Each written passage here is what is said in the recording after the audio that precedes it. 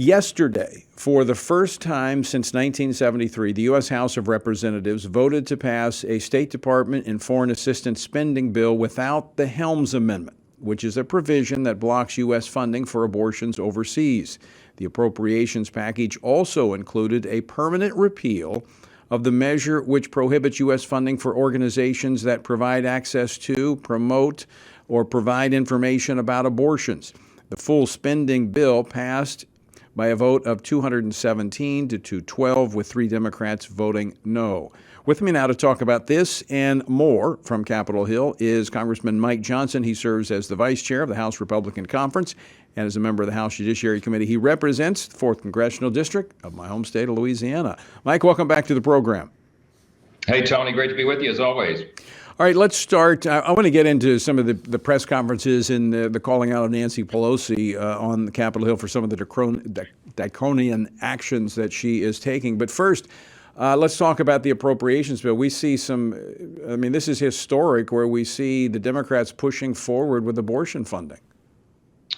They do. You know, when I ran for Congress for the first time, Tony, I committed among my top priorities to do what we had done for 20 years before we got here, and that is defend the sanctity of every human life in every humanly way possible here, and also to be a good steward of limited taxpayer funding. And these giant, bloated minibus, omnibus, whatever you want to call these appropriations bills, do neither of those two things. And so that's why the Republicans and the conservatives in Congress are banded together to oppose this stuff. This is a historic thing. As you said, we've removed the Hyde protections that have saved, by some estimates, at least 2.5 million lives of unborn children just since the early 70s when we first enacted that. And it's been a part of our law ever since. It's been a bipartisan compromise that we've always agreed upon at the end of the day. But for this time, and this year, for the first time ever, the Democrats have banded together to get rid of that. And it is a tragic development in our national law. In fact, this was one of the topics that came up at the press conference on the rally, however you describe it, on the steps of the Capitol. Our fellow Louisianan Steve Scalise spoke to this. Play clip number 4, please. Do we have clip 4? Do you know that if you're in Mexico as an American citizen and you want to come back home, according to the CDC, you cannot even board the plane to come back to America as an American citizen unless you produce a COVID negative test. That's the law. Yet if you come across our border illegally, bragging that you have COVID, you're welcomed in. What kind of law and policy is that by the Biden administration? It makes absolutely no sense, and people are figuring this out. Well, that was not the clip that I pulled the wrong clip, but that was another topic that was discussed. That is really at the heart of what is happening on Capitol Hill with the Biden administration, Nancy Pelosi taking full advantage of the COVID virus. You led an effort by your Republican colleagues to challenge this proxy voting that continues to this day. Yeah, there's so many crises, Tony. It's easy to get lost in all of them. We've had a number of press conferences in the last few days just covering the Biden crisis with the border, as Steve Scalise was just talking about there. I was standing right over his shoulder at that press conference this morning, nodding vigorously. We all were. You're talking about the crime crisis that's going on in the country, the inflation crisis. So many things that we can hardly keep track of. They've just, as we said, voted to fund taxpayer funding of abortion for the first time in our history. And now, you know, you're talking about the processes that they've done, unprecedented things here. Nancy Pelosi is acting in a very authoritarian manner. They enacted proxy voting, which is blatantly on its face unconstitutional. We challenged it in the courts. It's on its way through the appellate process to the U.S. Supreme Court.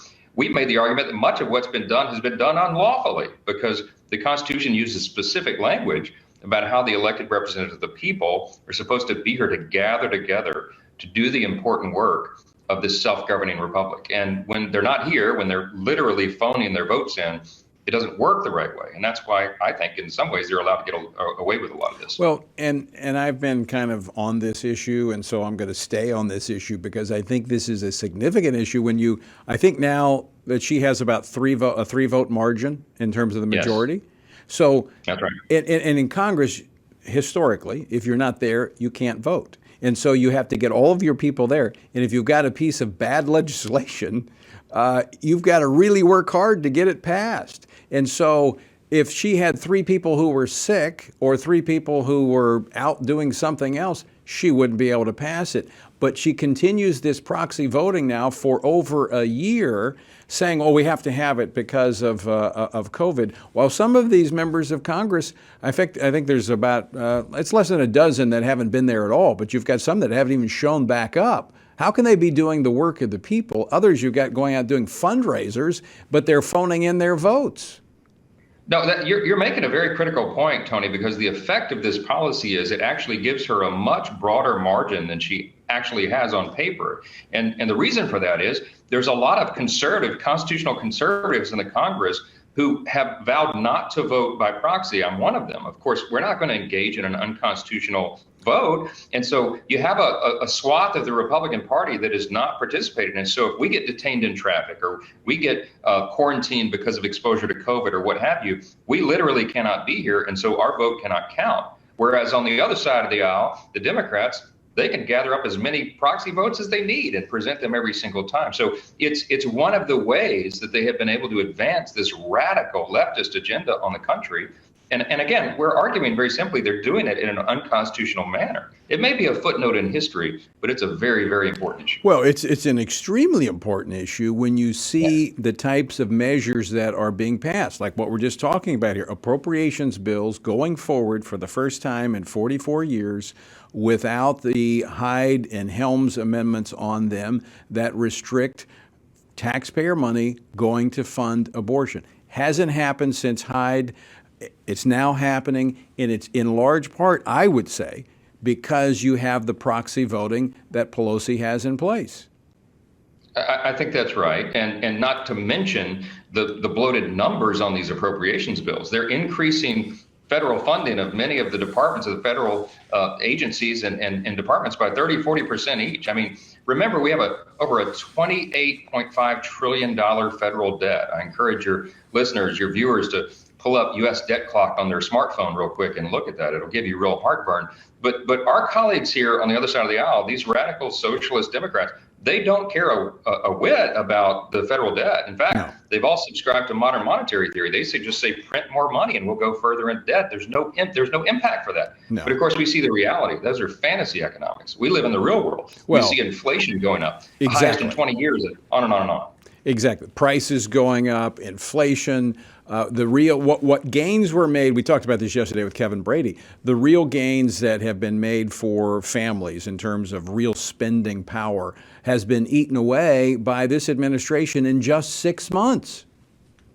That's exactly right. And there's no end in sight, by the way. I mean, remember, our number one creditor, our foreign adversary, is China. And so we're getting ourselves further and further into debt. We're digging a hole so deep that our children and grandchildren may not be able to get out of it if we don't reverse course immediately. But this administration and this Democrat majority is all in, my friend. I mean, they are, you've seen, their proposals are in trillions. We used to never even use that word on Capitol Hill. And now they just use it like they're talking about, hundreds of thousands of dollars. Yeah, $4 trillion here, $3 trillion there. It goes on. You got to get new calculators so you can make those numbers work. I want to shift gears real quickly in a couple minutes we got left here, because you're on the House Judiciary Committee. The Department of Justice warning states that are engaging in audits of the election results, saying we're watching you and you could be violating the federal law. Is the Department of Justice intimidating states? It sure feels that way, and we have oversight over that department. The Department of Justice has overstepped its bounds in many ways this year. But I'll tell you, look, our system is set up so that the states have the authority over their elections. They're charged with ensuring, above all, that you have a fair and free election, that election security is ensured for the people. If we don't have that in a constitutional republic, we don't have anything. And so we are so delighted that the states have stepped up. They've seized their authority, and they're making sure that all of the irregularities and the potential for fraud and everything else that happened in the irregular, unprecedented 2020 election cycle never happens again. Because frankly, this country cannot afford for that to happen. Yeah. What question this raises for me is, why are they worried? Why are they concerned about states actually doing due diligence to make sure their election systems are working properly. Tells me they're trying to keep something hidden. Mike Johnson, always great to talk with you. Thanks so much for being with us today. Thanks, Tony. Always a pleasure. All right, Congressman Mike Johnson.